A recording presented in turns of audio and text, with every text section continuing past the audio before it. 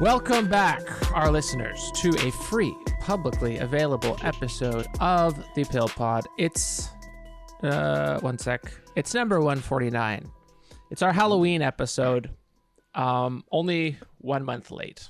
I am joined by my hosts, Litvic. Yo. Litvic, I like it. That's new. Litvic. Eric Tate. Hello. Did someone in the Discord make that up or no? I did, to distinguish you from our guest. I like it. Who is, every time we talk about figurative language or literature, we need him. It's Litvic, a.k.a., let's see if I can get this Romanian pronunciation right, Victor Hainagiu. You got it. Okay, it's Victor Litvic from here on out. Please follow him on Twitter so that this episode is worth his time. He's at like 100. Just like bump that up a little bit. It's Horatio Victor, very literate sounding. We're not counting though. No worries. Do you post literature discoveries on Twitter? Like, what is the lowdown on literature Twitter like? Yeah, good question. Litwit? Yeah, here and there. Sometimes there's a manuscript that, gets people excited about something or other, or like there's an interesting kind of like film adaptation. So sometimes, yeah, there's news in the literary circles, but yeah, it's just general interest stuff as well. Because as you've seen, sometimes we talk about film, sometimes we talk about literature in our discussions here. So I guess today we're going to be doing a little bit of both, but I'll let you kind of set the scene, Pills. All right. I won't be saying much as I neither read nor watched the assignments for today. Uh-oh. Because I wasn't planning to be here for today. So if you want my very tasteful and well thought through opinions on Netflix shows, sorry about this one. But the assignment for today, shows? What's that? And have you ever watched any of the other Mike Flanagan shows or just missed this one? I watched The Hill House Part 1. And So this will lead into my first and perhaps only question. We watched the spin on the Gothic horror show, The House of Usher, which is based on the work by Edgar Allan Poe of the same name. But just to kick it off with a general question. So Netflix kind of likes this Gothic horror vibe, maybe because the Hill House one did pretty well. But Victor, can you give us a bit of a stage for Gothic horror literature? Like, was it a big thing? I think it was like a newspaper thing originally, or like a short story format. And what are the social conditions that produced it in the first place?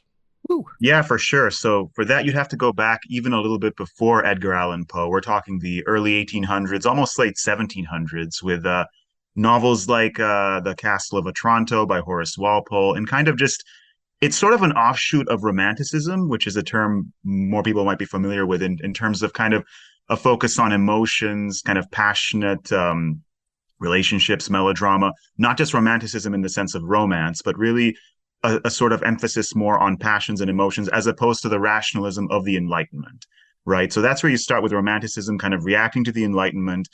And then we get Gothic fiction, which is sort of a sub-genre of Romanticism. And Gothic fiction, which is a term we still have today in genre fiction, sort of relates more to notions of sort of the darker elements of Romanticism, the supernatural, madness, the typical associations with castles and dark knights and vampires and monsters and creatures like that. This all kind of starts in the early 1800s, late 1700s, with authors increasingly sort of looking at these sort of more genre fictions as a more respectable way to talk about questions of subjectivity, questions of man's relationship with nature. There was a growing trend towards urbanization and greater people moving away from the countryside towards cities during this time, which had a big impact in terms of both how the Romantics and Gothic writers started to think about, well, what is our relationship with nature? How do we conceptualize, living in cities or living in the countryside? And all this stuff kind of gets wrapped up in a growing interest in stories of the supernatural, of the exotic, of, dark medieval histories and castles and forests and things that really people had no longer had access to, that they were increasingly removed from because they now lived increasingly in cities. So that's sort of where Gothic fiction started and where it got its growing sort of popularity from. And one kind of neat thing to note about it is that originally it was called Gothic almost as a term of denigration, because it was associated. So the actual the Gothic architecture itself, which it's sort of based off of or associated with, goes back to the Middle Ages, and it's the the kind of cathedrals that were being built in medieval France and stuff like that.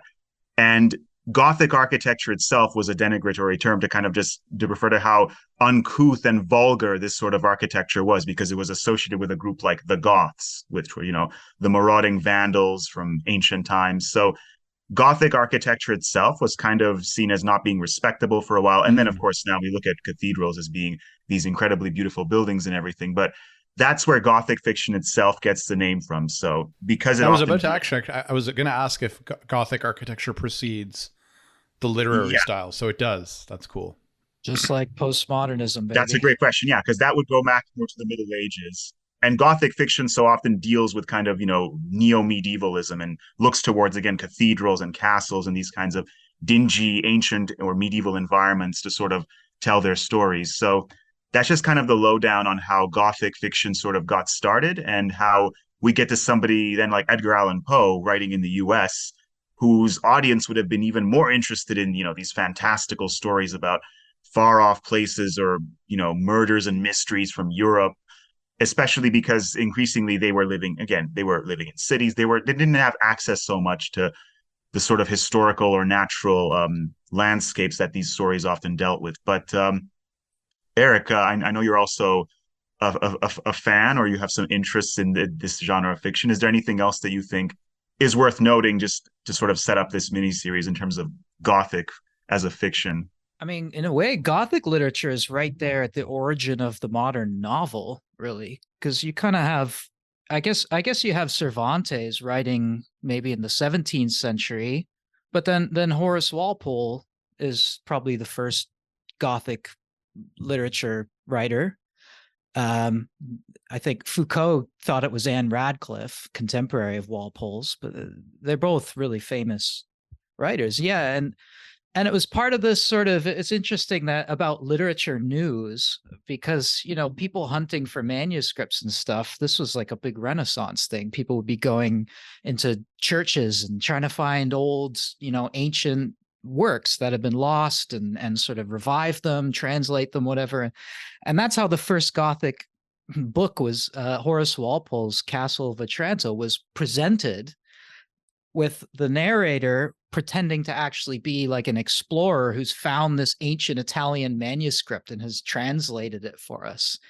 And then Horace Walpole released another version, I don't know how, so many months or years later, and sort of revealed, that was actually just like kind of a prank. That was like a conceit. And so there's this pranky element to Gothic fiction sometimes anyway, where it's written and it's almost like, like Edgar Allan Poe writes like the Great Balloon Hoax or something like that. And it's hard to tell if it's real or not real, or like it kind of confuses that boundary between like an author making something up and like this being a real discovery, some ancient mysterious text that has been brought to you from, it's got all these sort of the darker side of romance in that sense of the romantic literature. And I thought that's just interesting, I think, because the show really does this. It kind of does like, is what's happening real? Is it all in this guy's head? Or is there really a supernatural thing? Like it kind of does, it looks like it's going to do the Scooby-Doo moment where it's like, it was all fake, but it never really goes that far. And so I think that kind of interesting storytelling is pretty endemic to Gothic fiction. I know, that's interesting. I noticed that too. And like, as someone who is a little bit more literarily illiterate, like I don't read nearly as much as you guys do when it comes to literature. But, when I was watching the series, at least, I definitely picked up on that thing that Eric said exactly, where I really wasn't sure what was going on. And it kind of reminded me of American Psycho, which I actually have read the book as well. But the movie also does a really good job where you really are left wondering, like, okay, how, like, did he actually kill anyone, or was this all just shit that was going on in his head? Is this entity a real person? But it did seem like, I don't know how. Oh yeah, we probably should have said spoiler alert too, by the way, because we're definitely going to spoil shit, right? So like, that goes without saying. When we oh yeah, if you haven't watched the show yet, then yeah, you need to not listen to this. You go watch. Stop what you're doing. pause this episode and go watch 8 hours of the show, read all of the short stories it's based Yeah. on, do your homework, and then come back and listen. Or Exactly. whatever you feel like doing. We're not going to.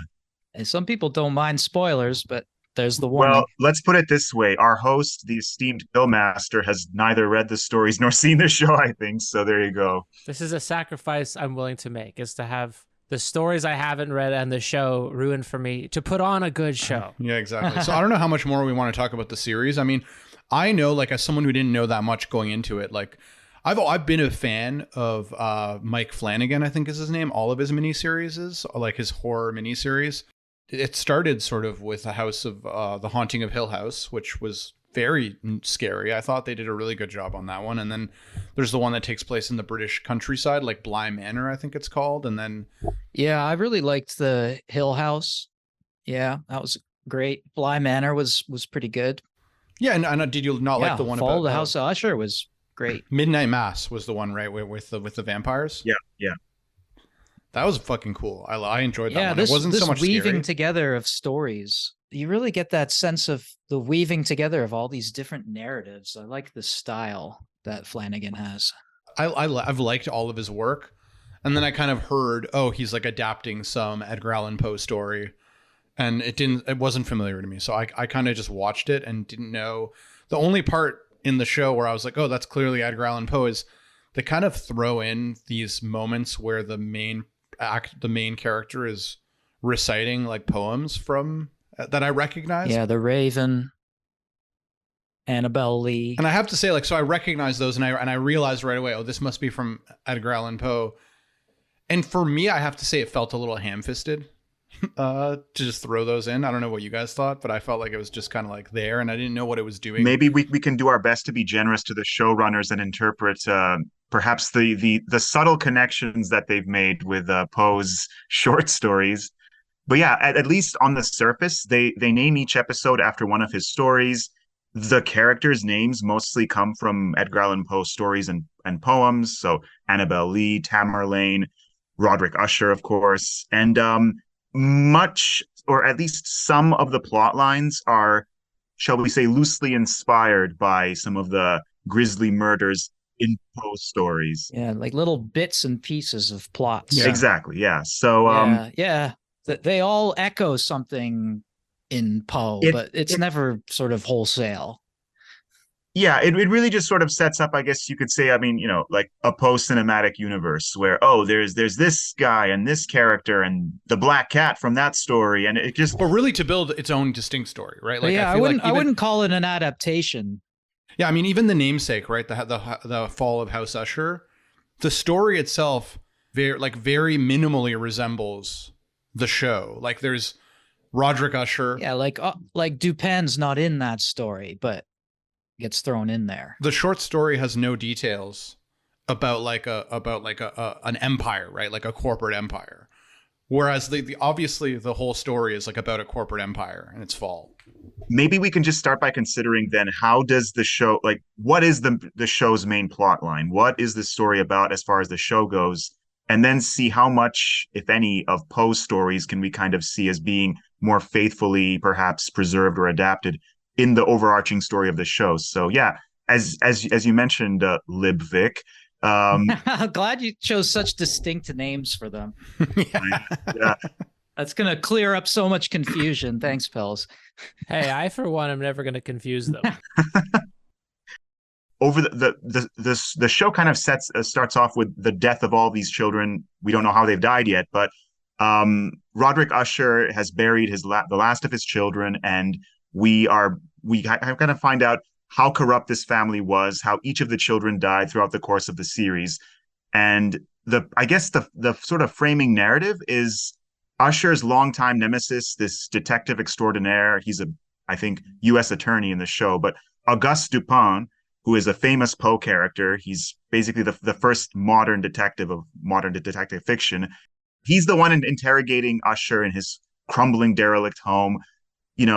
What happened to your family? How did it come to this? And then Usher kind of goes through the story of how each one of his children died. But is there anything else, I guess, guys, that you sort of would think of in terms of the overall narrative of the show? It's probably the most appropriate title because that's pretty much a description of the plot. It really is the fall of Roderick Usher and all of his children one by one.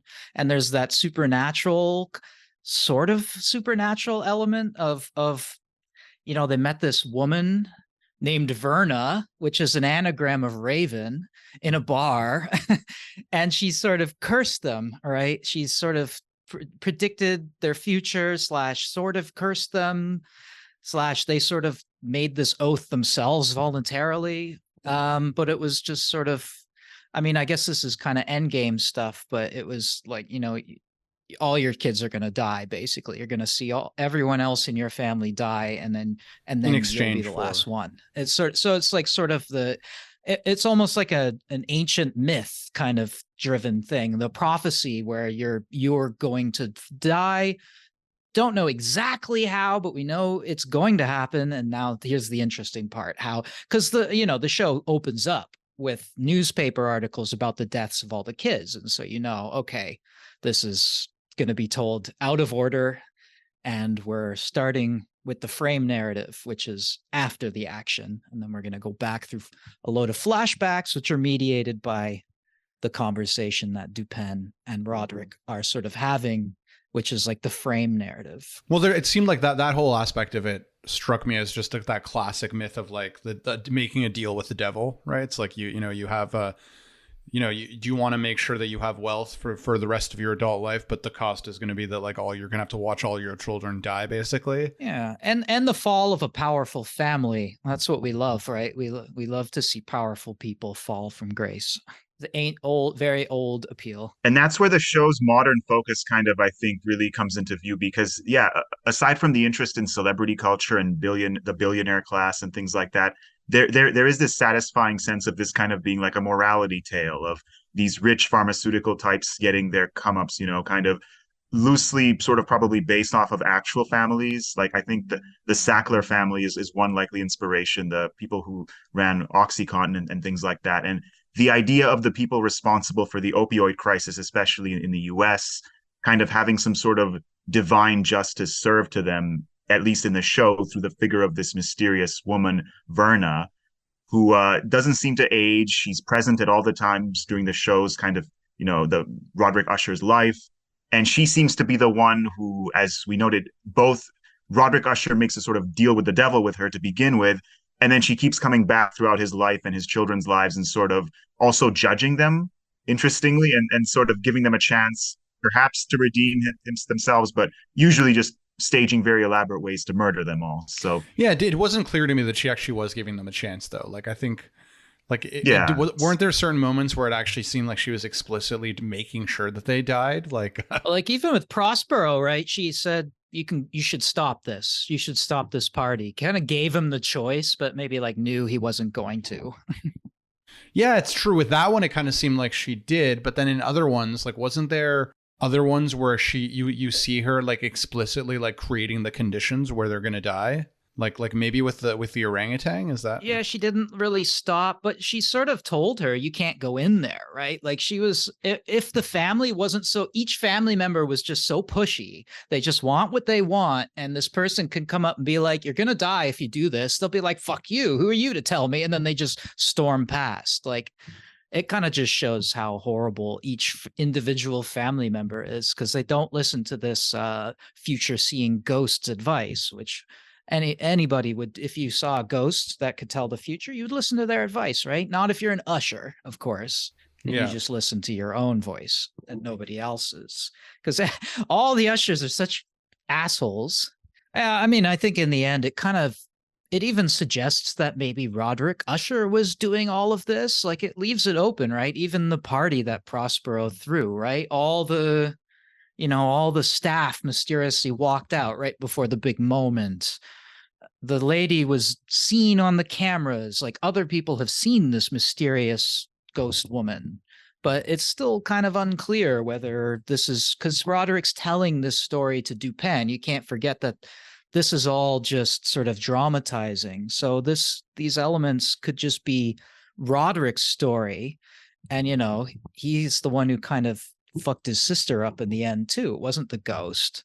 So you're kind of left uncertain whether supernatural things really did happen or this is just a psychological breakdown, because he does have dementia, he says right away. So it's like a psychological thriller, and this is Gothic fiction, right? Psychological thriller, disturbing. Is it real? Is it not real? Yeah, I think on that note too, the way that this series was sort of shot in, I mean, there were definitely moments of kind of, psychological drama, but it's generally shot in a fairly cold, clinical, modern kind of way. So you're led to sort of believe or to take at face value what you're actually seeing is really happening. It's not very stylized in terms of sort of seeming to maybe have an unreliable narrator or anything like that. So I think that's also what why some of the events seem quite shocking, because they just sort of happen so bluntly and literally in front of us. And that's one distinction that I definitely kind of felt with Poe's original stories, where so much of what he's saying in the stories is shrouded in all these levels of mystery, and he has so many stifling descriptions of every single step that the narrator takes or anything like that. So it's an interesting contrast with the show itself, where we actually see things presented very clearly, very much sort of happening in real time. And I'm just wondering if, I mean, for anybody who also looked at the stories, if you got a sense of that difference in tone or the vibe of the show being quite different in that way from the stories themselves. In the show, I think what's clear is like those events happen, but I think the part where maybe there's a little bit of play is like, well, was it really this entity? Or did he go insane and maybe like do that? Although there's no indication that like Roderick Usher actually did any of those murders. I don't think. But like there's at least some indication that like there's all this discussion of him having some form of dementia, right? Where he's imagining things. So that's, I think, the indication. But you're right that the way it's shot is like very like literal and clear. And you see these like horrible things happening to people. It's a matter of translating, literature onto screen. And we have lots of examples of Gothic.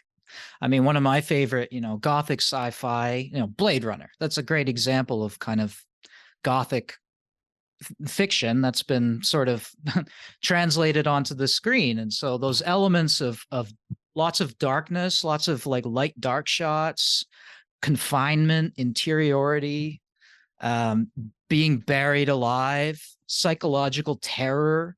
Like these are stylistic and thematic elements that need to be translated onto the screen. So like what I was saying before, like with the Castle of Otranto being presented as a translation, like you can't really do that with a film on Netflix. You can't be like, Netflix found this ancient Greek film in a church. It doesn't, the medium itself doesn't work for that. So, it's kind of all fake. You're watching a performance here. They have to translate that in a different way. And so the frame narrative kind of maybe steps in there and helps add that sort of meta uncertainty back into it a little bit. But yeah, it's all about translating those different stylistic aspects, life and death, right? An obsession with death and dying, for instance, right? That's loud and clear. Being buried alive, that happens in the first episode, right? The House of Usher, the short story, right? His sister, his twin sister, is buried alive. He entombs her before she's dead, it turns out, and she comes back and strangles him. And it's a creepy story, very atmospheric, very slow paced, but very, very much like descriptive. And so you saw that twice, right? In the first episode, we see the mother, Eliza, buried alive by the children, and then comes back from the dead, quote unquote, and then strangles that old guy that was her boss and sort of oppressing the family. And then that sort of same thing is repeated in the end. So like that is from the Poe story, right?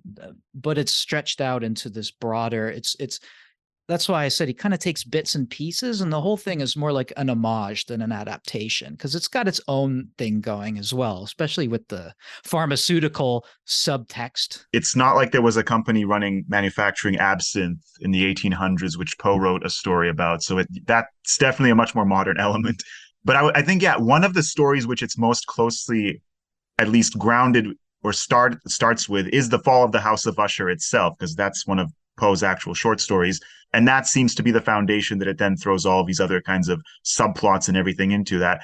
And I think it might be helpful to just sort of think about that story just a little bit in terms of seeing where the Usher characters themselves come from and to what extent, if any, there is a connection in terms of the show's take on this character of Roderick Usher and the original Poe vision of it. And I just wanted to maybe also briefly look at one of the examples of Poe's writing because it stands in stark contrast with the certainly what we're used to as like modern writing and modern fiction, as you were just mentioning, Victor. So this is from the description of the character of Roderick Usher from the Poe story, and how he's also the narrator is also kind of describing the house of Usher itself, like the physical building where this character lives at this point. So from early on, the narrator kind of presents the scene, and this is in Poe's story now. He says, quote, I had learned, too, the very remarkable fact that the stem of the Usher race, all time honored as it was,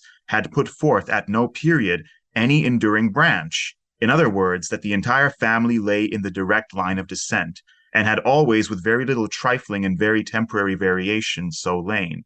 It was this deficiency I considered, while running over in thought through the perfect keeping of the character, of the premises, with the accredited character of the people, and while speculating upon the possible influence which the one, in the long lapse of centuries, might have exercised upon the other. It was this deficiency, perhaps, of collateral issue, and the consequent undeviating transmission from sire to son of the patrimony with the name, which had at length so identified the two as to merge the original title of the estate in the quaint and equivocal appellation of the House of Usher, an appellation which seemed to include in the minds of the peasantry who used it, both the family and the family mansion. End quote. So that gives you an idea of just how much more dense and layered Poe's writing is, where he spends so much time kind of building up a mood and an atmosphere with his word choice and just really kind of sinking you into this feeling of dread and never-ending sentences and the kind of Gothic atmosphere that Eric was also talking about. And that's a big part of the feeling too, is this ancient bloodline, this mysterious ancient wealthy family. And which is extra weird because he was saying there they have no branches. Like it always goes father, son, father, son. Like there's never like a sister who has a son and then that goes off and creates another family line. No, the branches of the tree always kind of die, and it's just a trunk basically. And so it already kind of has this weirdness to the family. Like there's something wrong with this family. There's something, I don't think they're thinking genetically wrong, but like almost cursed, like an ancient family curse, right? And so they're mysterious. They're like in the countryside. Like you really get, I mean, if you've read any H.P. Lovecraft, right? He's always describing people like this, like part of these ancient inbred. Now they use these terms in the 20th century after the eugenics movement, but like, it's that vibe, that ancient vibe. And then the fact that the house and the family are sort of the same thing, that the House of Usher refers to the family line and it refers to the location, the house itself that they live in, the mansion, is a weird, because then the whole thing's going to collapse at the end. And Yeah. it's kind of metaphorical, like at the end of that movie, the Poltergeist or something, where the house just goes boop and vanishes. And it's very symbolically overdetermined that way, as you note, Eric, where we have the house itself, the building, the family line as the house. And it's funny that you use the word inbred, because I think that's one of the interpretations of the short story, at least, where there's not a lot of plot really. It's just about kind of this ancient figure, this character, Roderick Usher. He's paid a visit by the narrator. He's in a state of melancholy for whatever reason. People are in melancholy in Poe stories. And he has a sister, Madeline Usher, who looks suspiciously like her brother, like Roderick. And the narrator kind of notes this. And the sister is very sickly, Twins. and she actually dies shortly after. But the idea seems to be perhaps that either they're twins or there's been some sort of incestuous relationship over the years where this family is really kind of just, they're keeping it in the family in this way. They don't want to kind of, spread their bloodline beyond brother and sister. So I don't think that really carries over too much into the show. but it shows you at least how in Poe's time people thought about these decrepit, corrupt ancient families and how much they didn't want to share any of their power, even if it meant kind of just marrying their brothers or sisters. They would just sort of hold on to everything until the last breath. So the internal dynamic between the bastard children and the non-bastard children gets a bit of that, right? Because the bastard children are very self-aware and capable.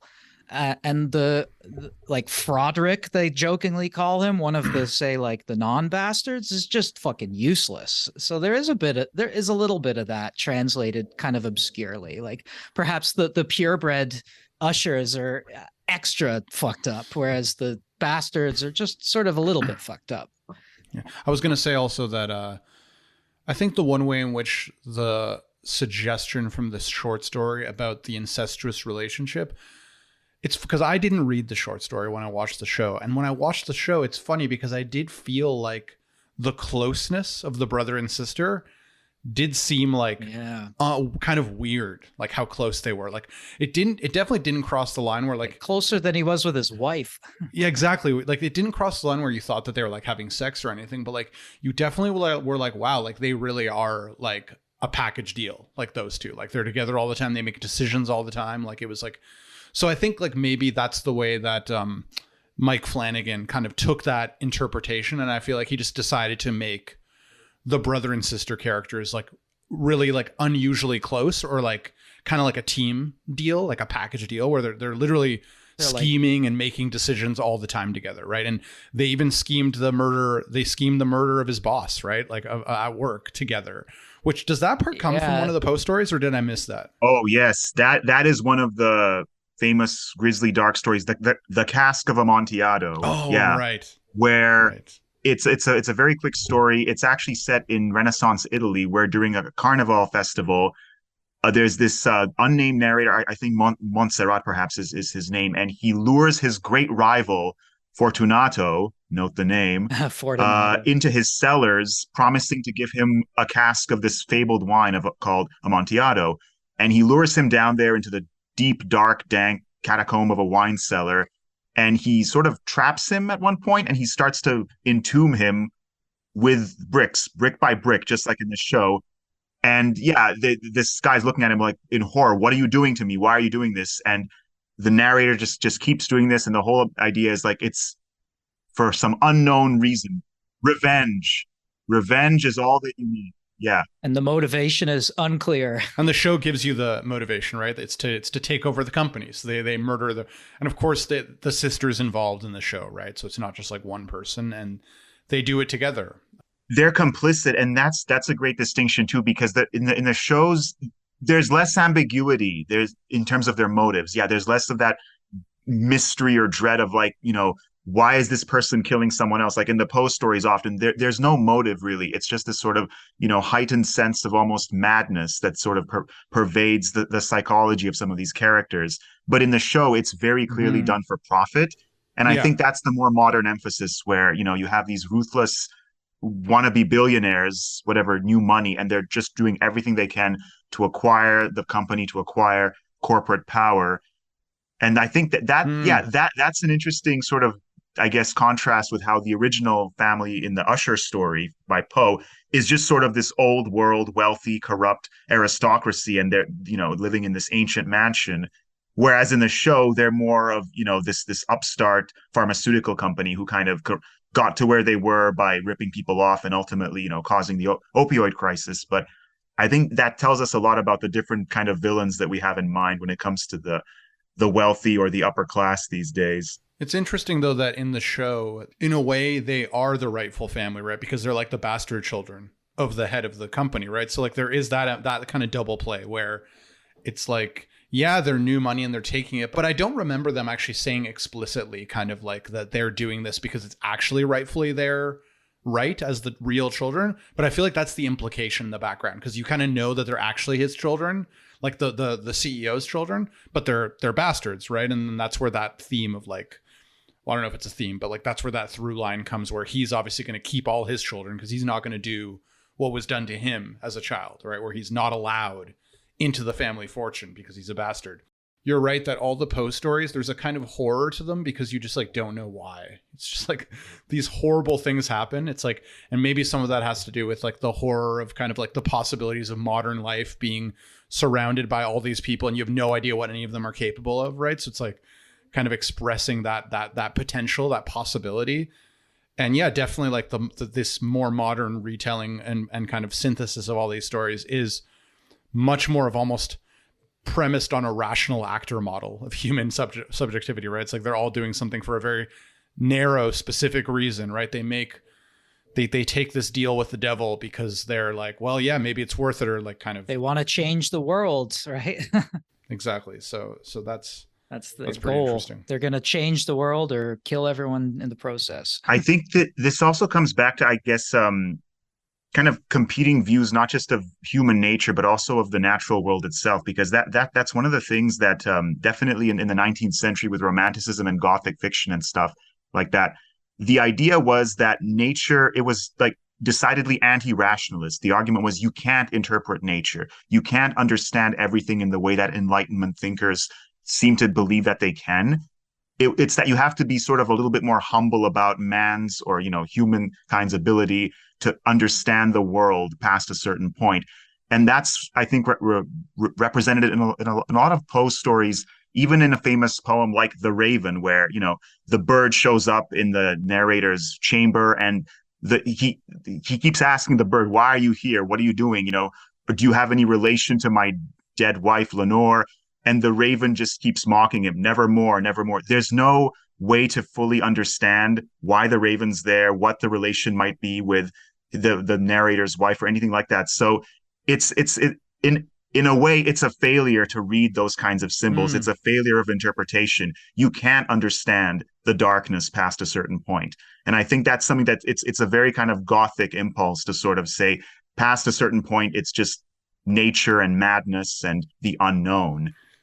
And I guess the way that maybe Flanagan thought that he was preserving this is, well, you don't really know who this entity is. But at the same time, it's like pretty clear. Like I felt like in a way, after watching it, I kind of felt like, oh yeah, I understand what happened. They made a deal with the devil. And then like, it's like, okay, it's clear, right? And you're right that maybe there's something, I don't know if you were saying that there's something lost, but it does feel like it's not in the same spirit of kind of like not really understanding why the hell. I wouldn't say necessarily it's lost. I would say that it sort of shows us how we have a different conception of, what our monsters are in the modern world or what the villains are. Because back then, again, it was the sort of almost the longing for the mysteries of nature and this sort of unknown supernatural realm.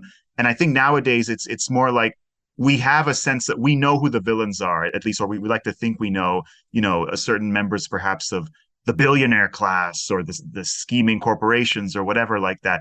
But there still seems to be a sense of which they're beyond our reach somehow. There's that frustration. That's where the sort of horror of these kinds of stories comes from, because they're just so insulated from the consequences of their actions. And it's sort of the common man will never be able to sort of strike back and take revenge in the way that we see actually takes place in this miniseries. So yeah, that says a lot about sort of shifting ideas of the kind of villains that we sort of like to have in our stories, I think, these days, as opposed to when Poe was first writing his own fiction. I wonder if it would be useful to, because we kind of already talked about the cask of I forget what the hell. What is that again? Amontillado, Bruzone. Amontillado.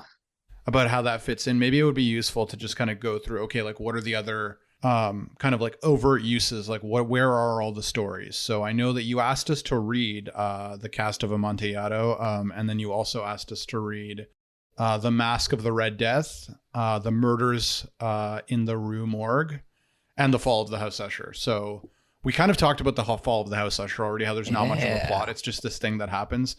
I really enjoyed the Murders of the Rue Morgue, and it's funny because it's only like one little small part of that's in the show, right? But like that's a good one. The detective story itself is great. It's actually delightful. I would even just call it like I really enjoyed that one. First detective stories.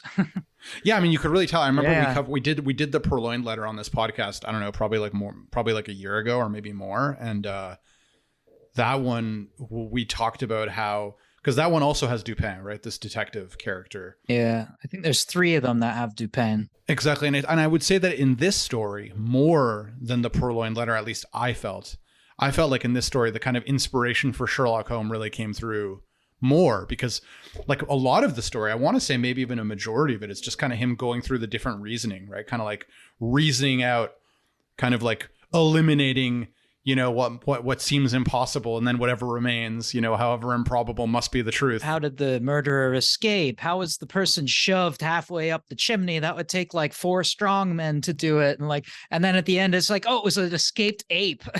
It makes so much sense now. But it's still, then you think about that absurd. And you're like, wait a minute, that's fucked up. It's not like a nice sort of everything makes sense after Sherlock Holmes ending. It's like a Poe ending where it's like, didn't make me more comfortable, but it was a good story.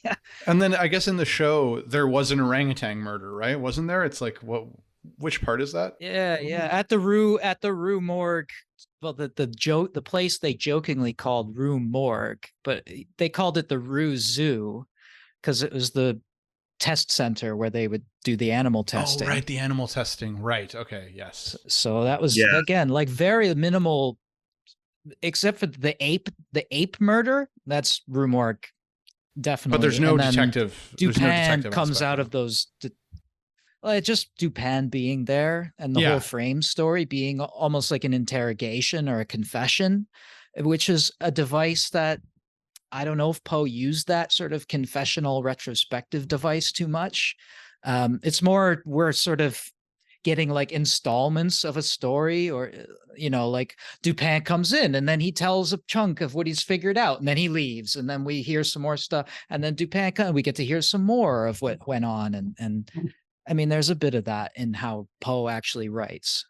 We do often get at this confessional tone even in Poe's stories, because the narrators themselves are telling the reader how brilliant they were in committing a murder, or how they got away with it until the very end when they're caught by the police. So that's often where the confessional stuff comes from, I think, even for the show, is Poe is interested in the psychology of the criminal and how they then sort of justify their actions to the reader or to whoever their audience is, and then sort of working through that and seeing how it all sort of falls apart by the end, because that's the classic Poe ending, as you noted, Eric, where things seem to be wrapped up sometimes, but there's still this unsettling ease of, you know, what just happened. There's a sort of uncanny element of things not being quite right, like with the murders in the Rue Morgue, where the murderer is an orangutan. It's not even a human. There's this weird disconnect, which is quite unsettling, actually, that this wasn't a person. But then it gets you thinking, okay, so how were apes or orangutans considered when Poe was writing this? You know, what was the relation between the human and the animal at that point? This is still a little bit before Darwin's sort of theories are widely published, but still, you see that there's always kind of interesting threads you can follow up on in terms of even how he stages these crimes and what they're sort of meant to get the audience to think about in terms of, you know, an ape having done this and not a human. But what does that mean then in terms of where the animals fit into this hierarchy and everything like that? It's quite interesting. But I mean, in the short story, it's sort of framed as, well, of course, it's the sailor, right, who was captured this orangutan, brought it back, and really was just looking to make money off of it, right? In a way, like that was kind of the main motivation in the short story, that like the reason he had an orangutan is because he been on an expedition, I think, to like Bali or somewhere in like the Indian Ocean. And you kind of get the impression that at that time, it's like, you know, having these exotic animals is like, you know, obviously they probably weren't regulated. And it's just like, if you have one, it's probably get a lot of money for it. Right. Which, of course, nowadays, I feel like you'd read that and it's like, well, people can't have orangutans. Like, no, and nowadays the focus and the anxiety is more on animal testing, and we have to be more careful with how we treat apes or chimpanzees and how close they are actually to humans. And it's sort of, we are the villains in this story, where, you know, look at how cruelly we are treating animals in the miniseries take on it. But it's interesting how at least 200 or so years ago, when Poe is writing about apes, they're these terrifying creatures which could be the murderer in a story. It's also funny that like in the short story, he's like, oh, I'll lure the person who owned the ape by putting out an ad, right? That'll say like, don't worry, like I have your ape, like come get it. And it's just like funny from modern ears, or, you know, or modern eyes, to be like, oh, well, like you can't just like unproblematically say like, I found your orangutan, like come get it. It's just like, that's like, it's It's just like so weird. Well, how many people owned orangutans back then? I think the person would know when they saw that poster it was meant for them. Yeah, exactly. But now there would be all these bureaucratic questions about like, well, are you allowed to have this orangutan, right? It's like, and obviously from reading the short story, you can tell that it's like totally unproblematic. It's just like, oh yeah, like just it's your property, like it's no issues, right? And you're right that this the show. It's funny that their twist on it is like animal testing, right? Which is kind of like deep concern, like in a way, like exposing the horrible acts that we commit on animals. Man is the cruelest animal. Yeah, that's the focus really on, the more modern perspective on the human animal relationship Oh and yeah, stuff. that's true. Yeah. That's a good point. Yeah. So what one of the other stories, I guess, was The Masque of the Red Death. Yeah, I mean, there's so many stories, really. Each one of the episodes is loosely digging into some of the Poe lore and kind of using that as its sort of structure. But yeah, I guess Masque of the Red Death was another interesting one because it's actually not set in the modern world. I think it goes back to the Middle Ages in yeah. the story at least is about Italy during the plague, the Black Death, and how these aristocrats, this lord called Prospero, hint hint, he runs this masquerade ball at some abbey or estate he has, and he closes it off very deliberately to the outside world, to the lower classes, to anybody who might be, carrying the plague. And he just wants to sort of party there with his, upper class compadres. And Quarantine then, party. Yeah. yeah. And then, of course, there's the mysterious stranger who shows up, and the robe is pulled off of this stranger to expose who he is. He's wearing this red robe, crimson red, and it seems to be that there's no one under the robe except it's the plague itself that has managed to sneak into this masquerade, and then of course everyone there dies. Yeah. So that's the Poe story. And then of course Yeah. And I guess that's where the entity comes from, right? we get the adaptation. Yeah. So maybe you can talk a little bit more about how that works in the show. Yeah, I mean, in the show, obviously, right, this is the scene, I would say maybe the most horrifying scene in the show, arguably, right? It's like one of the sons, I think he might be the youngest or second youngest. It's kind of a shitbag who just wants to party all the time. Oh, definitely the youngest one. Yeah, he's a bit of a shitbag and is just like wants to party all the time and fuck women. Orgy club. Orgy club. And just like Wants basically, to open an orgy bar, a whiskey blowjob bar. And Exactly. his name is notably, Prospero or Perry in this version, the young socialite. And basically, like, there's a whole discussion about the company of how, like, they have all these facilities that are being investigated. And one of them is like this manufacturing warehouse that's abandoned. They're not using it. And there's kind of an implication that there's something hidden there that like they haven't been allowed to go and inspect it, I guess. Like, and then so Prospero decides, oh, I'm going to fucking throw a rave there. Just like, have a great time, like a masquerade rave. Yeah. And like he goes and he finds that there's, I guess, these like, I guess like showers on the ceiling that they just assume is like the sprinkler system, right? Or like it is the sprinkler system, I think. And he's like, oh, sweet. Like at the crescendo of this rave, I'll turn on the sprinklers and it must be connected to this water tank on the roof, right? And it's like, oh, like at midnight. Yeah, which isn't actually uncommon. There's a lot of places in the States where they store water tanks on the roof. Notably, I think New York City has like water tanks on the roofs of places. But that wasn't water in this That place. definitely wasn't water, exactly. So like at midnight strikes and of course this entity shows up and kind of talks to him and is like, you don't have to do this. And there's, some question about whether or not that's like a sincere attempt to get him to stop or maybe even making sure, right? Like another way of reading it is, well, this entity knows that all of these kids are shitbags who want to do what they want to do and want to rebel. So if I tell him not to do the thing, it's going to make sure he does or something, right? Like that could be a way of reading it.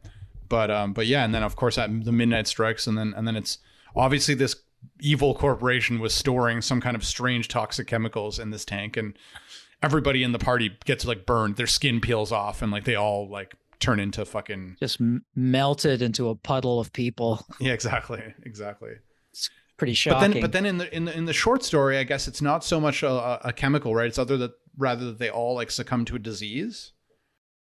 Yeah, it's essentially a version of the Black Death, and that's what's interesting is, again, when Poe is writing about this stuff, the focus is more on threats from the supernatural world.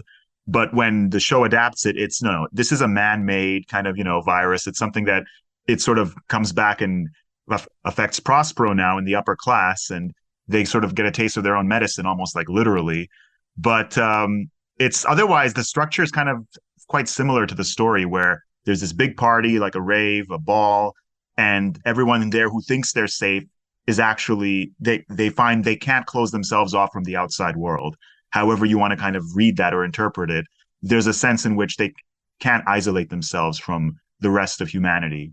Yeah, just those plague party things, that goes back to like Boccaccio's Decameron, right? Like Right. the wealthy people going off to avoid the Black Death, but in I guess in the modern day, yeah, it's much better to cast that as like exclusive nightclub parties because that's what they're all doing now. They're, you know, I mean, that's the sort of fantasy of it all, is that you just get to spend all your time going to fancy raves all over the world with really expensive booze, and it's a very different kind of segregation of the upper classes. But with the Black Death, we would be talking about, well, look at the resources they have. Everyone else is just kind of left in the urban streets and not really able to remove themselves like that. But this party, yeah, the Black Death came for them anyway, or the Red Death in this case. Yeah, and in some ways though, with COVID and everything, we're not that far from the plague discourses and stuff like that as well, because we know what it's like to be in quarantine. Like quarantine, I think, is actually an Italian word originally, which referred to how you had to spend 40 days outside of the town's harbor before your ship could be cleared to enter, because they wanted to make sure you weren't carrying the Black Death or the Red Death or whatever. So there's a lot of ways in which actually we can relate quite a lot to the medieval experience of kind of hunkering indoors and waiting for the plague to pass. And I think this version of the story is done quite well in the show, because it shows you how at least in this case, the rich and the famous and the wealthy can't isolate themselves from, whether we understand it as a plague or death, perhaps more symbolically. There's a sense in which this catches up to everyone, that you can't buy this level of privacy or isolation from these fundamental forces. Yeah, I think it hammers that home. There's consequences, right? This is the wealthy people, they go through their lives destroying others and no consequences stick to them, right? But this is about that everything has consequences, and it sort of a symbolic justice. It's kind of sad though, because Prospero's told, you're the like most bastard of all the bastards. You're the youngest. You have to try the hardest to prove yourself. And that's what he's doing. But he's coming up with these stupid childish ideas like clubs and bars, and all he wants to do is party. And so you're kind of torn. It's like, this guy's just a privileged prick, but also has all these disadvantages, but he's rich. But he's just trying to make something of himself in this highly demanding family atmosphere. But like, fuck this guy. But I mean, pretty epic party. But oh my god, like it's a very conflicting. I mean, the characters are jerks, but you can also kind of identify with their struggles a little bit. Before I even knew what was going to happen, it was very obvious. I was like, oh, that's going to be bad. Is when he's planning the party and he notices the sprinkler. And he's like, oh, it must just be connected to the tank on top, which is filled with water. And you're just like, just so weird, like the assumption that he makes. And it's like, I don't know. It's like maybe nitpicky, but I just didn't buy it. I was like, of course, if that was little true, drop of water fell on his phone. Yeah. And they would have tested it too, right? It's like if you're going to have a big party and you want to make sure that it's connected, it's like, it just didn't make sense that it's like, it must be that. And therefore we're just going to do it for the first time when everyone's there. Like, not that they would actually think that it was toxic chemicals, but more that you would have tested it to want to make sure that it works. So like, that's just like a weird behavioral hole for me, where like, it was just one of those things in a show where I'm just like, that wouldn't happen. That reminds me though, because that huge oversight of not checking the tanks, that was actually a pattern. When you see that the ushers tell people to do something for them, and those people do it for them, right? And that's often where things go wrong, is because the ushers expect so much from other people, right? And those people are afraid to say no to them. So Prospero has his two poor party planner lady friends that he uses to do, and he just tells them to do stuff. And they're like, is this going to work? And he's like, it's what I want. So yes, it's going to work. Same thing with the animal testing shit and the drug stuff that Usher was like, this needs to move to human trials right now. And then you just get this picture in your mind of drugs being pushed through, the testing processes and data fabrication and all that. Like, you don't say no to the ushers.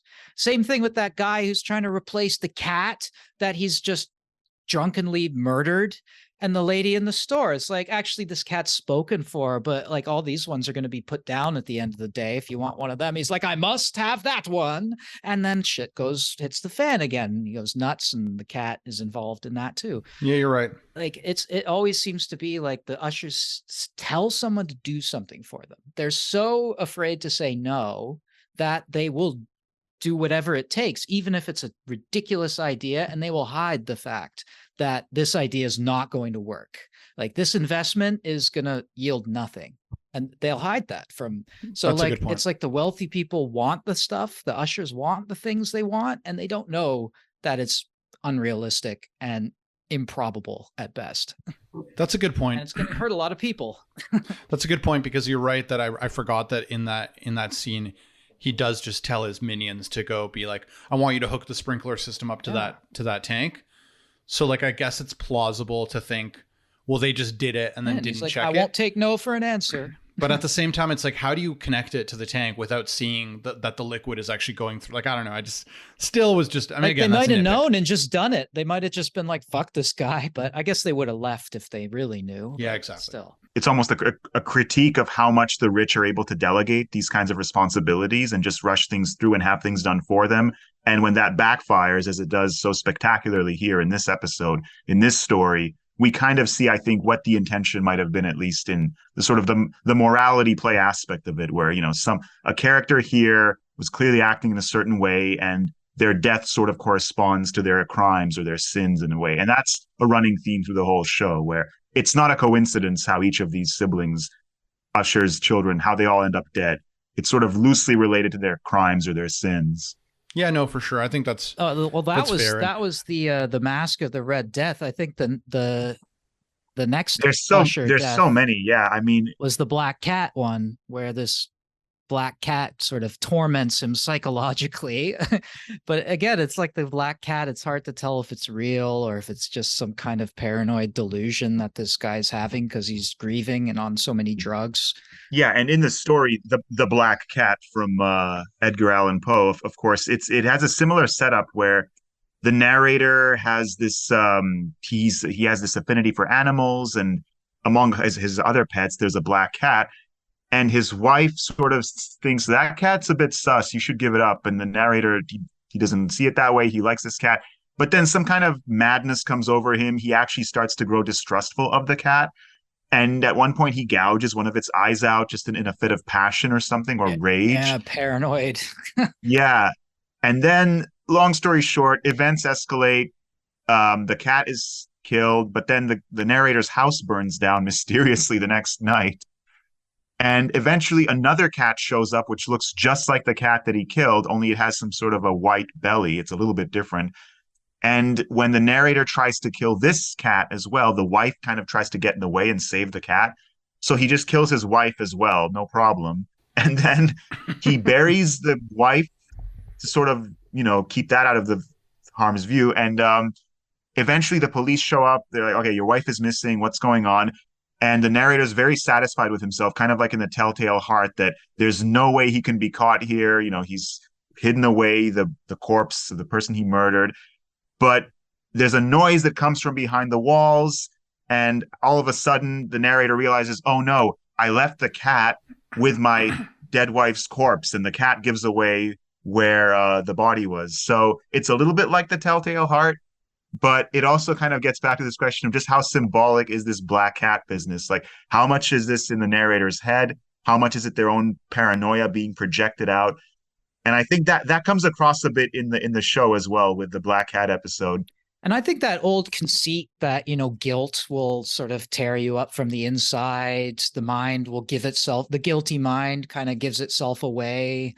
There's and the paranoid delusions when you're trying to hide something, that's what it's about, keeping things hidden in dark, confined places. There's a real symbolism to all of these sorts of motifs, right? Tombs, enclosures, sealing people up and keeping them hidden. And then it kind of reemerging almost from the unconscious, right? Like unconscious guilt seeping into your conscious life, and you're trying to push it down and keep it hidden and say, I've got this all under control, but really things are falling apart all around you. And then, even in the show, how do we deal with this? We denial, displacement, projection. In the best case, sublation. That's the healthy form of dealing with trauma. But all the other ones, the ushers are really good at denial, displacement, the chain of yelling, or projection, just, it's not my fault kind of shit.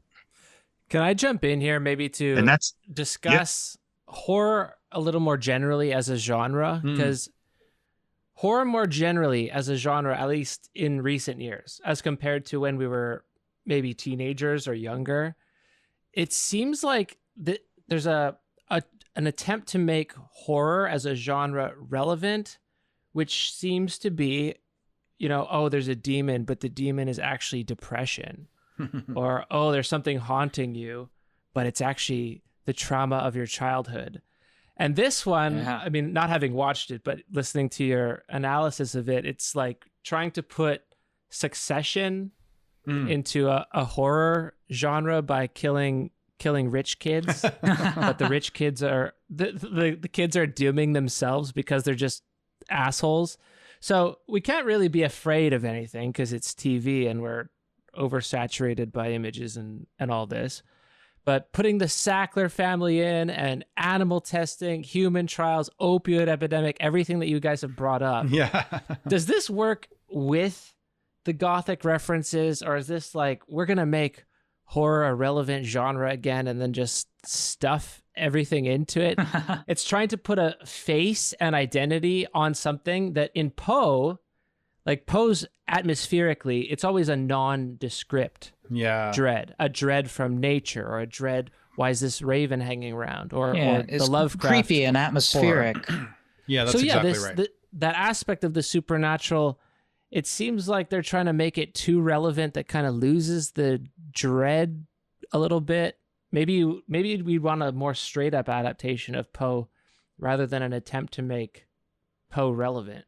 The fact that you haven't watched that, and just from hearing our conversation, I personally feel like you did hit it pretty dead on there. Like, I think that the show was trying to be relevant. Now, I will say that I think just Mike Flanagan in general, because he's so good, in my opinion, at making, like, at crafting those TV shows, that, like, you're right, there are all those social commentaries, but at least from my memory, they don't feel that ham-fisted. They sort of feel like incidental background facts. But then you're right, as all the children die, like, it's definitely intertwined with your feelings about, like, greedy rich people. So there definitely is, like, a social commentary there, maybe more than any of his other shows, now that I think about it, because I don't think any of, like, The Bly Manor or The Haunting of Hill House, they don't have any social commentary really, like, at all, like, it's in that like political sense. He's really playing on what we talked about with Barth's, that connotational level where you sort of cap off the message with your own values and interpretations from your own cultural upbringing. Like, I think he's trading on that, right? Because you have the Sacklers and the opioid crisis and all of that. That's clear subtext. You just have generally the problematic billionaires in the world today. That's a clear subtext. Those sorts of things, are definite updates. Like, trying to, make Poe into somebody who has something to say about current events and contemporary ways of thinking, which I think is true, and I think it's valuable. And Mike Flanagan's obviously just great at this. Actually, this one in particular really reminded me almost of, like, if Dupin is the dark detective story that Poe came up with, and Sherlock is the bright one, almost the modern day equivalent would be the Daniel Craig playing the detective. Glass Onion, Knives Out. Yeah, and Glass Onion. I think that was a sequel. This one actually reminded me so much of almost like a non-Gothic version of that, right? You have all these different quirky characters telling their story to a detective, and then we sort of get to see all of it unravel, and we have to put it all together because it's all out of order, and you don't get all the facts in the first run through each story sometimes, and so you sort of have to, you know, put new facts you learn back into the stories you heard in like the earlier parts. That reminded me of this much more than even Flanagan's earlier stuff, where detective investigating wealthy family, mysterious events have occurred and shocking revelations are to be had. It Yeah, just reminded me of that. for sure. I think And it, there's I'm okay. I'm going to try to be generous to the show and see actually how we can maybe interpret it and see if it does still have certain elements, at least of Poe's themes in this regard, to answer your question, Pills, about the question of horror. Because to me, how horror works, Could I just rephrase the yeah, question?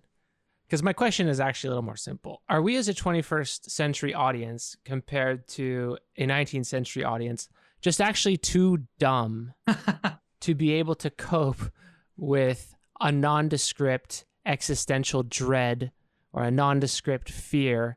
And so it's just much more comfortable to put a social issue onto it and call it a day. Like instead of probing whatever universality there is to the human condition and the fact of death, everything can just be a morality story I instead. think the dread is still there. And the fact that it's social just says a lot about how we view our own villains and monsters in today's age, like I said before. So, okay, back when Poe was writing in the 1800s, the way horror worked in a lot of his stories is you have this sort of there's a failure of interpretation when it comes to nature and the natural world. There's something uncanny in the way that nature is just so indifferent sometimes to human suffering, and there's like a lack of meaning in many of the stories. Ultimately, it's like, why did this happen? Why did the murderer kind of do this? Why is the raven there? And it's not explained, and that's where the nightmare logic kind of comes from, where there is no logic ultimately, and it's sort of this failure of meaning in those terms. And sometimes even the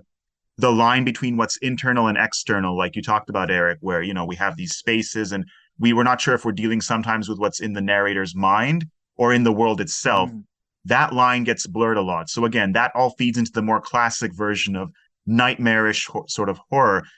And I think where the show maybe even unintentionally picks up on some of that is the sort of the anxiety around a lack of control that we have in modern life when it comes to these sort of in obscenely wealthy individuals and how they're able to sort of get away with murder literally and run their schemes and run their pharmaceutical companies and everything, and none of that is sort of within our grasp as just ordinary plebs perhaps, and how that at least there's a frustration there's a lack of agency, which seems to sort of feed an interest in these kinds of stories where the villain is now no longer the natural world, but it's these unapproachable, impenetrable forces of finance and commerce and these billionaires which personify them, and how that sort of disconnect, that's where the horror comes from. So it's much more heavily steeped in social commentary. It's much more literal.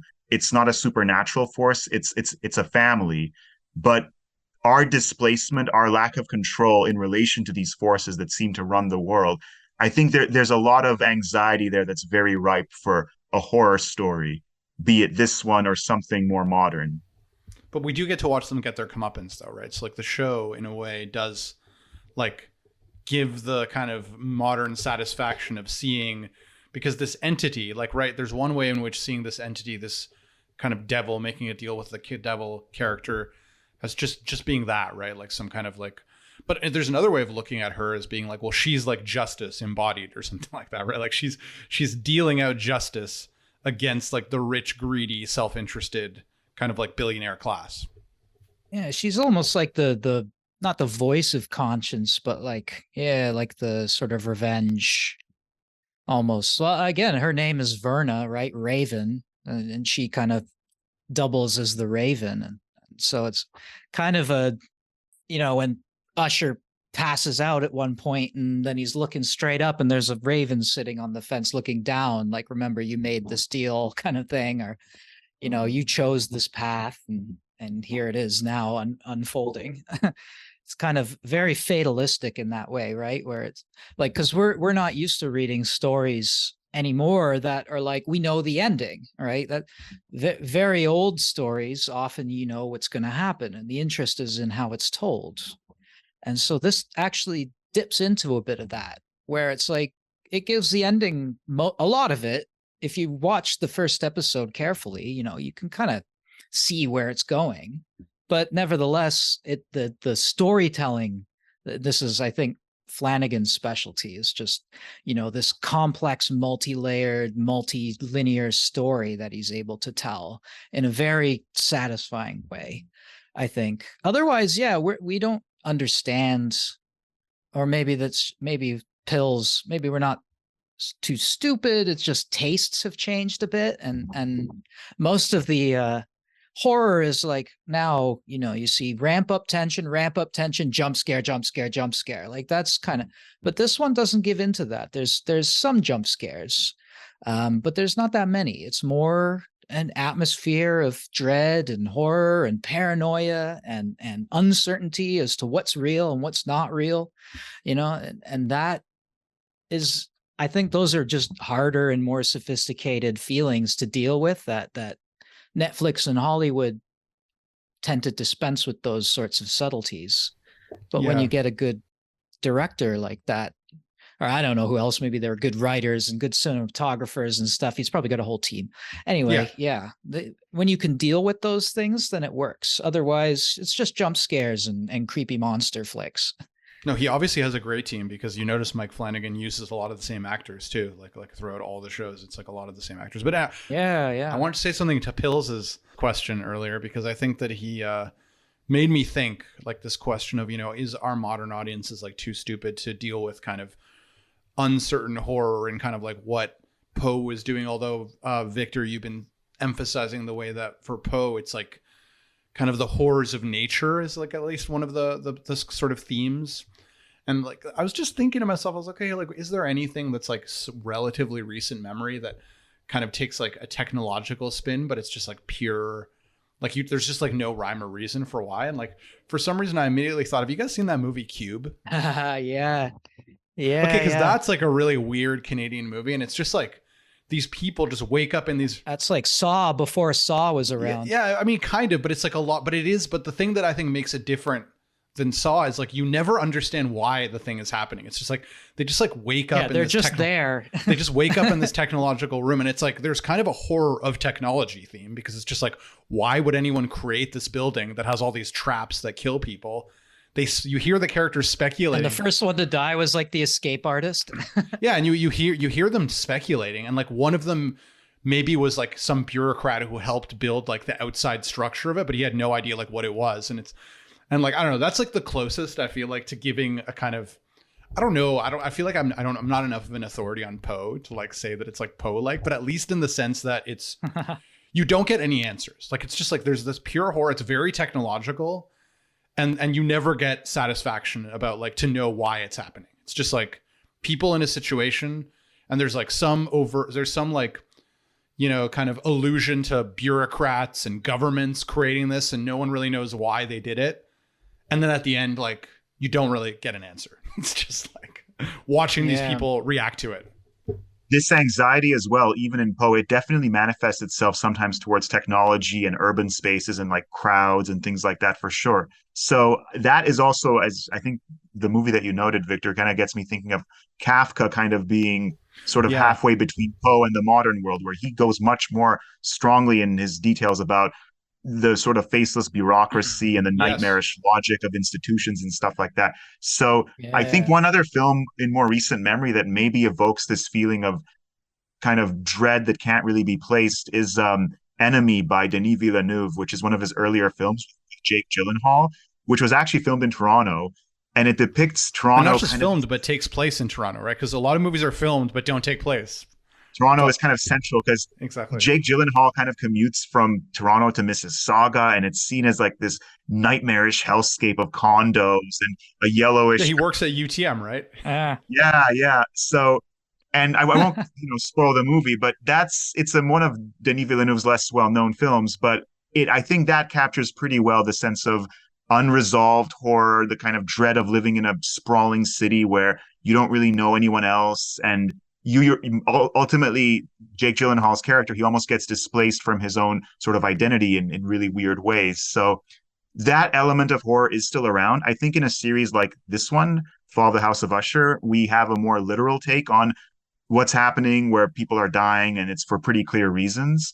But in terms of the atmosphere of horror, yeah, there's perhaps films which have placed a heavier emphasis on sort of doing more with images and less with words. And I wonder if maybe that's also a byproduct of the fact that this is kind of a mini series. It's not just like a movie. You almost there seems to be this reliance on dialogue, which is much more prevalent, I think, in Netflix productions at least. It's telling more than showing at times. That's true. Yeah. So maybe a couple things that could have been done differently, but all things considered, for myself who hasn't watched it and anyone else out there who hasn't watched it, is this a watch or skip? I liked it. I think it's worth watching. I think Mike Flanagan just in general is I think has shown himself to be a reliable showrunner to just make good stuff. I think we mentioned that like the Midnight Club was maybe his weaker one, but that seemed like it was maybe more targeted at like a teen audience or something. It had a very different feel. I don't know. Did either of you guys? I think maybe Eric, you mentioned you watched like a bit of that, but did you watch it at all, Victor? Or no? No, I haven't seen any of his other work, but I know Midnight Mass is quite highly recommended. Midnight Mass is excellent. I think they're all quite excellent, and I would say that this is as good. But as we talked about it, it's funny. This conversation I think made me like it a little bit less because I think like I realized that the social commentary. Like I already felt a little bit weird. Like it's funny, you haven't even seen it, Pills, and maybe you just said that because we mentioned it, but it really did feel like Succession. Like it had very Succession-y vibes, and in a way, like I felt like that kind of took away from some of the more like horror elements of it. But I still would definitely recommend it. Yeah, I'd say so. Like I really loved Haunting of Hill House. Blywood was a decent follow up. This one was really good though. Especially if you're a Poe fan, yeah, you got to see this. It's great. Like Hill House is kind of pretty rewatchable too, because it's almost like you just want to. It all fits together so nicely. It's almost like you want to go back through it all, just now seeing how it all fits together. With this one, I think everything hangs together a little more loosely. It's not as seamless, but it's still really well done. Hill House really gives you that feeling where you watch it the first time and then you're just like, holy shit, that thing that happened earlier. You're like, I got to go back and like see. In terms of like horror miniseries, like it's hard to imagine something better. Yeah, this one I want to go back through it because I know I missed references and I know I probably missed like Easter eggs and things, but I'm not always super concerned about, finding getting 100% achievements on spotting all the Easter eggs kind of thing.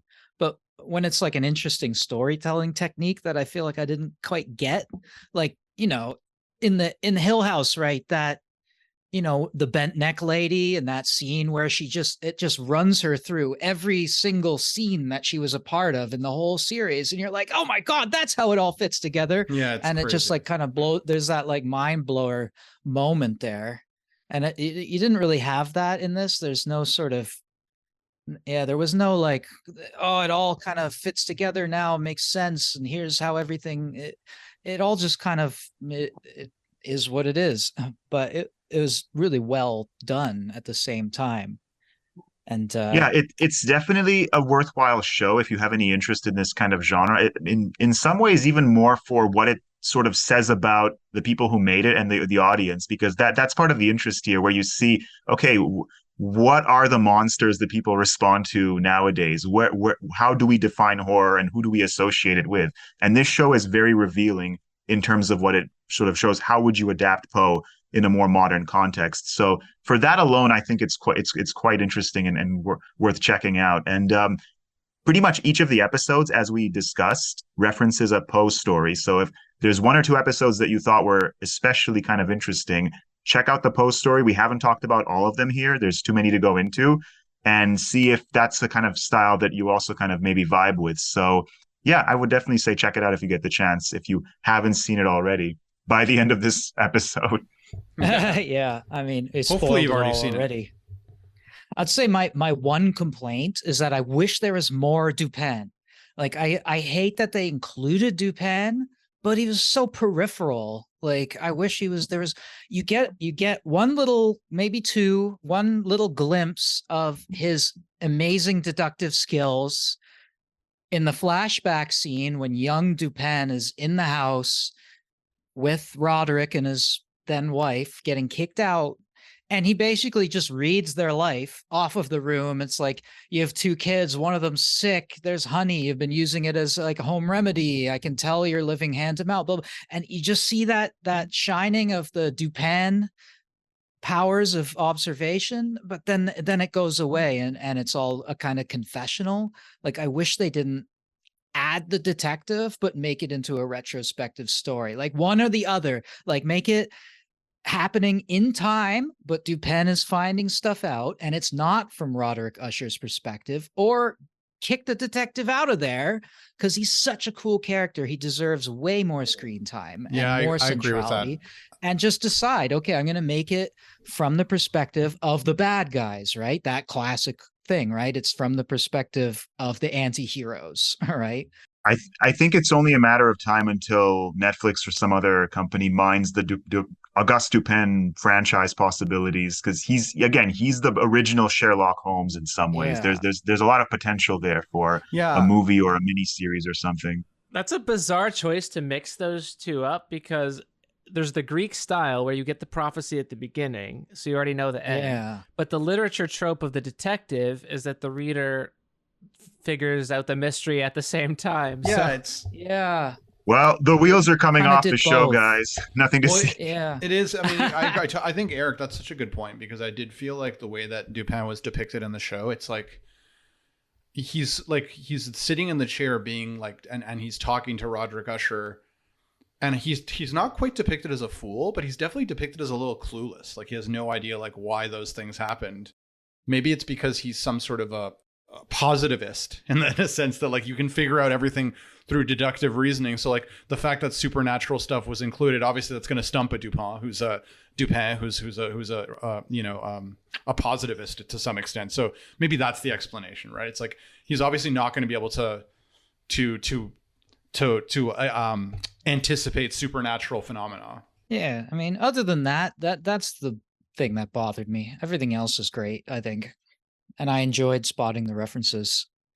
Very much fun. Yeah, can you accuse this series of doing cheap fan service, like the Marvel Cinematic Universe that'll drop in the comic references for no reason, just so the real heads know that the makers know? I don't know how far Netflix is going to get with that when there's probably like 10 Poe heads and 2 of them are already on this podcast. Yeah, like the pit and the pendulum, where the swinging pendulum is slowly going to cut the person in half. I mean, how much? I was like, is there a maelstrom? I don't know how much of an audience there really would be for a kind of Poe fan service past a certain point, but I mean, hopefully. And like I said before too, I just thought that I did feel that that when Roderick Usher just breaks out into poetry, it just felt a little ham-fisted to me. But yeah, and Annabelle Lee was his sort of old wife. It's interesting though, because that poem pops up in Lolita, and Annabelle Lee in Lolita is like his prototype Lolita. He was in love with this girl, Humbert was, when he was young, of an appropriate age. They were both young, but she died. And that poem was like sort of the centerpiece of Lolita, and supposedly explains part of his pedophilic inclinations, was this sort of aborted love of his youth. And you really get the sense that when Usher drove off his wife with the golden heart, and that was sort of his Breaking Bad moment, kind of. Is like, okay, he's Breaking Bad now, and he's in his sister's sort of calculating. She was like the cold, calculating, circuitous one, and he's the one to just run straight at the problem. But she's saying that doesn't work anymore. Like, you can't be the knight and just charge every situation. You have to, almost be this horrific, insidious psychopath to like get anywhere in life. And so it's like, oh, defer to the genius sister. Okay. That's a great connection, Eric, because I think Nabokov originally wanted to call Lolita the Kingdom by the Sea, based off Yeah. of the Annabelle Lee poem. So that was a huge influence on that story. So yeah, people have been remixing Poe for many decades now. There's always something new to kind of draw from his works. Yeah. Great. Well, good place to end, I think. Yeah, Litvic, thank you Yep. for coming, as always. Yeah, I mean, it was definitely a nice break. I'd be remiss to mention that. Did you guys all spot Mark Hamill? What? No, Yeah. of course. He was like one of the top 5 characters. I didn't notice. Wait, who was notice Mark until Hamill? I looked at the cast list. Really? He plays Gordon Pym. I was Aaron, like, what? no, Arthur oh, Pym. shit. I I totally Or, missed yeah, that. Arthur Pym. I don't know why. I You guys called him didn't Gordon. notice Yeah, Mark Arthur. Hamill. Oh, okay. Oh my God. The makeup was so Arthur- good. I definitely did not pick Arthur up on that. Pym. No, it was like Holy it shit. was like Tom Cruise in Tropic Thunder. I didn't realize till the end it was him. Holy shit! I He's in a did fat not suit. pick up on that. That is blowing my mind right now. Wow. Okay, cool. Yeah. Yeah. Now that you said it, I see it, but the makeup and obviously like Mark Hamill is known as a voice actor, so he also like changed Yeah, his there's voice. no Joker laugh in that one. No. Like he's a prolific voice That's- actor, so it's actually wow, that's crazy. Couldn't leave without mentioning that. Anyway, I do always get a weird feeling using like an audio medium to recap something from another medium. I guess we do that all the time with text, but Yeah. the podcast can't transfer to you a feeling of dread. Maybe it can. We haven't tried it. Like him. All right. With that, thank you, Litvic. Give Litvic a follow. Do you have anything else to send people to, or is it just the Twitter? Check out Enemy by Denis Villeneuve with Jake Gyllenhaal. I can vouch. I can vouch for That's that. on my only Recommendations. recommendation. Yeah, That's I have no involvement with that movie, but I'm just saying it's a good movie. It's super good, and it takes place at U of T also. All right. Thank you, everyone. This has been 149. Thank you for indulging us some literature, and we will talk at you Thank you. next time. later.